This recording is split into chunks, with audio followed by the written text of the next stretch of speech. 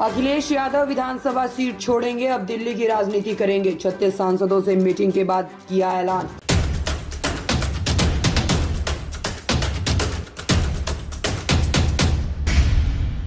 कन्नौज से सांसद का चुनाव जीतने के बाद अखिलेश यादव ने अपनी विधानसभा करहल को छोड़ने का निर्णय लिया है। इसकी घोषणा उन्होंने सांसदों से मीटिंग के बाद शनिवार को लखनऊ में की। यानी अब अखिलेश यादव दिल्ली की राजनीति करेंगे। अखिलेश ने 2022 में मैनपुरी की करहल विधानसभा सीट से चुनाव लड़ा था। जीत के बाद आजमगढ़ के सांसद पद से उन्होंने इस्तीफा दे दिया था।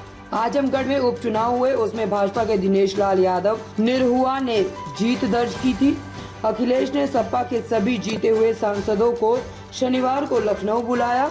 इसमें अखिलेश समेत 37 सांसद शामिल हुए। मीटिंग के मंथन के बाद उन्होंने विधानसभा सीट छोड़ने का ऐलान किया। अखिलेश ने कहा, पीडीए यानी पिछड़ा, दलित और अल्पसंख्यक की रणनीति की जीत होने से देश में नकारात्मक राजनीति खत्म हो गई है। अब समाजवादियों की जिम्मेदारी बढ़ गई है। जनता की एक एक बात सुने, उनके मुद्दों को उठाएं, क्योंकि जनता के मुद्दों की जीत हुई है। उन्होंने कहा कि हमारे सांसदों ने चुनाव में लगातार मेहनत की, जनता के बीच रहे। यही वजह रही है कि सपा ने सबसे ज्यादा सीटों पर जीत दर्ज की है।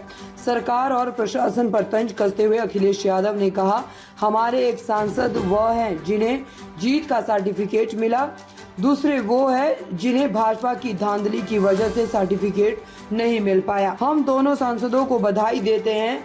उम्मीद का दौर शुरू हो चुका है। जनता के मुद्दों की जीत हुई है। जो लगातार उन्होंने क्षेत्र में रहकर के मेहनत की, परिश्रम किया, इतनी भीषण गर्मी में, तपती हुई दोपहरी में, सुबह से लेकर के रात तक इतने आगे मत कर, थोड़ा नीचे, लगातार मेहनत करने का परिणाम ये है। और जो उन्होंने जनता के मुद्दे जनता के बीच में रखे, उसका परिणाम है कि आज समाजवादी पार्टी और इंडिया अलायंस सबसे ज्यादा सीटें जीत करके आया है। जहां इंडिया अलायंस और पीडीए की रणनीति की जीत हुई है, वहीं समाजवादी पार्टी देश के तीसरे नंबर की पार्टी बन गई है। जहां पार्टी को इतना बड़े पैमाने पर जनता का समर्थन मिला है, वहीं समाजवादियों की जिम्मेदारी बढ़ गई है। जनता की एक एक बात, जनता की समस्याओं का उठाना, उनके हित में अपनी बात रखना। समाजवादियों का लगातार संघर्ष रहेगा लोकसभा में, जिससे ज्यादा से ज्यादा जनता के बीच में और उनके लिए सेवा कर सके। यहाँ दो तरह के भारतीय जनता पार्टी की सरकार में सांसद हुए। एक जो जिनको सर्टिफिकेट मिल गया 2024 के चुनाव में, हमारे साथ यहाँ वो लोग हैं जिन्हें सर्टिफिकेट मिल गया, और दूसरी तरफ बहुत सारे ऐसे साथी हैं बीजेपी की सरकार में जिन्हें सर्टिफिकेट नहीं मिल पाया, उनकी धांधली की वजह से। हम दोनों सांसदों को बहुत बहुत बधाई देते हैं। नकारात्मक राजनीति खत्म हुई है, सकारात्मक राजनीति का दौर शुरू हुआ है। जनता की मुद्दों की जीत हुई है। वहीं समाजवादी पार्टी देश के तीसरे नंबर की पार्टी बन गई है। जहां पार्टी को इतना बड़े पैमाने पर जनता का समर्थन मिला है, वहीं समाजवादियों की जिम्मेदारी बढ़ गई है। जनता की एक एक बात, जनता की समस्याओं का उठाना, उनके हित में अपनी बात रखना।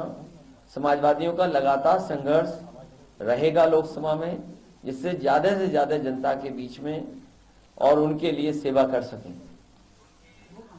यहाँ दो तरह के भारतीय जनता पार्टी की सरकार में सांसद हुए। एक जो जिनको सर्टिफिकेट मिल गया है 2024 के चुनाव में, हमारे साथ यहाँ वो लोग हैं जिन्हें सर्टिफिकेट मिल गया, और दूसरी तरफ बहुत सारे ऐसे साथी हैं बीजेपी की सरकार में जिन्हें सर्टिफिकेट नहीं मिल पाया, उनकी धांधली की वजह से।